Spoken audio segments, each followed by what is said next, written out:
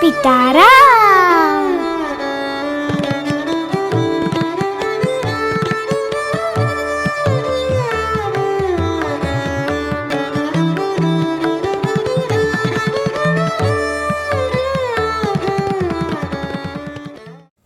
नमस्ते बच्चों, कैसे हो? पढ़ाई का, परीक्षा का समय चल रहा है और आप सब लोग पढ़ने में बहुत व्यस्त होंगे। तो मेरे बाल मित्रों, आज मैं कहानियों के पिटारे से आपके लिए पढ़ने से संबंधित ही दो छोटी छोटी कथाएं, घटनाएं जो महाभारत काल की है वह लेकर आई हूँ और आपको सुना रही हूँ। तो सुनो बच्चों, हमें खूब मन लगाकर, एकाग्र चित्त होकर, खूब अच्छे ध्यान से हमें पढ़ना चाहिए ताकि हम बहुत अच्छी परीक्षा भी दे सके, मनन पूर्वक सब कुछ अच्छी तरह लिख सके और हम बहुत जो भी सीखे वो हमारे मन और बुद्धि में उतर जाए। तो महाभारत काल की कथा है बच्चों। आप तो जानते ही हो कि कौरवों और पांडवों को गुरु द्रोणाचार्य उन्हें शिक्षा देते थे और उन्हें विद्याध्ययन कराते थे, अस्त्र शस्त्र की शिक्षा देते थे। तो जब गुरु द्रोणाचार्य आए और जब प्रथम बार उन्होंने सब बच्चों को पढ़ाना शुरू किया तो बच्चों ने उनकी पूजा अर्चना करी, उनके चरणों में प्रणाम किया और फिर गुरुदेव ने बोला, आज से मैं आपकी पढ़ाई का शुभारंभ करता हूँ, यानी आपको विद्या देता हूँ। अब उन्होंने विद्या देना शुरू किया तो पहले दिन कहा, अरे बच्चों, आज तो मैं बहुत छोटा सा ही पाठ आपको सिखाऊंगा। और उन्होंने कहा, सदा सत्य बोलो, ये हमारे जीवन में आचरण बनकर उतर जाना चाहिए। और दूसरा, कभी क्रोध मत करो, हमें स्वयं को शांत रखना चाहिए। सब बच्चों ने कहा, बस इतना सा ही पाठ।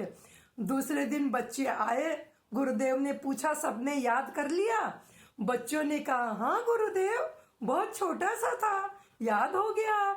सबने तो सुना दिया। जब युधिष्ठिर की बारी आई जो सबसे बड़ा था, तो युधिष्ठिर ने कहा कि मुझे एक पाठ तो याद हो गया है, लेकिन मुझे दूसरा पाठ नहीं याद हुआ।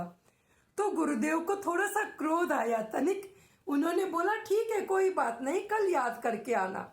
दूसरे दिन फिर वो आए तो उन्होंने कहा, नहीं गुरुदेव, मुझे तो एक ही पाठ याद हुआ है, सदा सत्य बोलो, उसे आचरण में लेकर आओ, लेकिन मुझे दूसरा पाठ याद नहीं हुआ। तो गुरुदेव को क्रोध आ गया, बैठ ली और उनके हाथों पे सटासट मार दिया। अब युधिष्ठिर चुपचाप खड़े रहे। 2 मिनट बाद में बोले, हाँ गुरुदेव, मुझे आपका ये दिया हुआ पाठ याद हो गया है। गुरुदेव को एकदम विस्मय हुआ, मतलब वो अचंभित हुए, उन्हें आश्चर्य हुआ, ऐसा कैसे 2 ही मिनट में ये बोलता है मुझे पाठ याद हो गया। तो उन्होंने बोला, क्यों, ऐसा क्या हुआ? तो बोला, गुरुदेव, मैं ये देखना चाहता था कि जैसे सत्य को मैंने आचरण में उतारा है, उसी तरह मैं क्रोध को भी जीत सकता हूँ या नहीं। आपने कहा क्रोध कभी नहीं करना चाहिए, तो मैं ये देख रहा था, आज मैं बोल सकता हूँ कि मैंने क्रोध को भी जीत लिया है। और उन्होंने कभी भी अपनी पूरी उम्र में क्रोध भी नहीं किया, वो शांत स्वरूप ही बने रहे।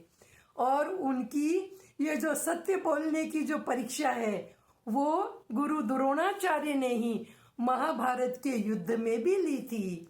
उसकी एक अलग कथा है बच्चों। अब मैं दूसरी घटना और सुनाती हूँ, वो है अर्जुन से संबंधित।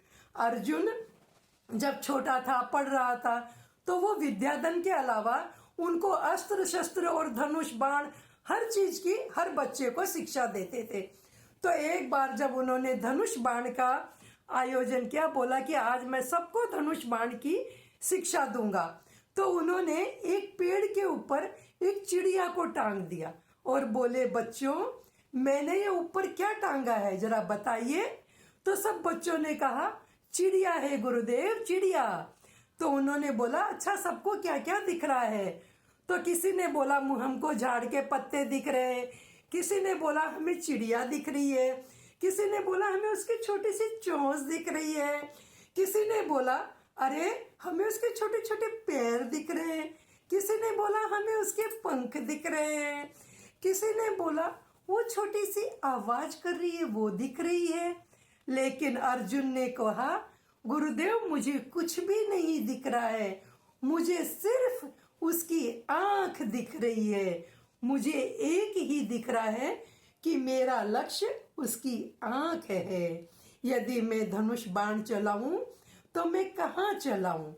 तब गुरुदेव ने कहा असली तो आज तुमने ही ये देखा है, एकाग्र चित्त होकर तुमने एक दिशा में अपने मन को और अपनी आंखों को एक जगह स्थापित किया है, और इसलिए मैं कहता हूं कि तुम दुनिया के सर्वश्रेष्ठ धनुर्धर बनोगे।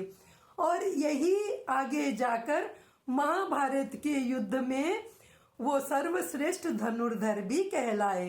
तो बच्चों समझ में आया, जब हम छोटे होते हैं और हम पढ़ते हैं लिखते हैं, जो भी हम सीखते हैं हमें बहुत मन से एकाग्र चित्त होकर ये सब सीखना चाहिए, ताकि हम जब आगे की अलग अलग कक्षाओं में जाएं तो पीछे का भी हम भूल न जाएं, हम पीछे का भी याद रखें और आगे का भी हम पढ़ें, ताकि हम आगे जाकर हर क्षेत्र में सफल हों। तो बोलो बच्चों कैसी लगी? और तुम भी अभी परीक्षा चल रही है तो खूब मनन से खूब ध्यान से पढ़ाई करना और अच्छे अच्छे नंबर लेकर आना और अपने माँ बाप का नाम भी रोशन करना। तो बोलो बच्चों अच्छा लगा है ना? तो इसे लाइक करो, अपने अपने परिवार में सब जगह इसको शेयर करो और अपने मित्रों को भी शेयर करो, और सबसे बड़ी बात इसको सब्सक्राइब करो।